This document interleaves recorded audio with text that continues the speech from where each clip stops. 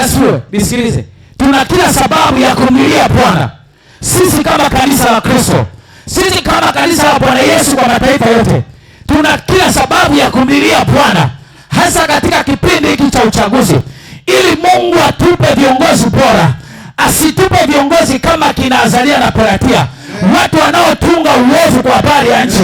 Utashangaa nchi haipati maendeleo, sio kwa sababu haina maendeleo, sio kwa sababu haina resources.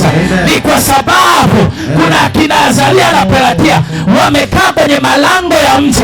Kazi yao ni kutunga uovu, kazi yao ni kupitisha sheria za uovu ili nchi endelee kuwa maskini.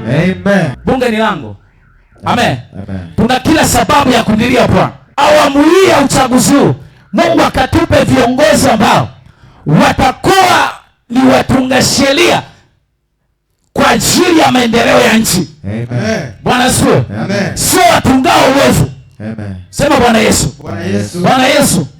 Tunakataa viongozi waovu kama Azalia, kama Pelatia. Tunawakataa kwenye nchi yetu, kwenye bunge letu, kwa jina la Yesu, kwa jina la Yesu, kwa jina la Yesu. Tunawakataa kwa jina la Yesu. Bwana asifiwe. Kila anayetunga uovu kwa habari ya nchi yetu, Mungu akamwondoe kwa jina la Yesu Kristo mwana Mungu. Bwana asifiwe. Na tunapoelekea uchaguzi, hakikisha tunachagua viongozi ambao watatunga sheria nzuri kwa habari ya nchi. Hatutaki viongozi wanaotunga uovu kwa ajili ya nchi, wanaotunga mashauri mabaya kwa ajili ya nchi.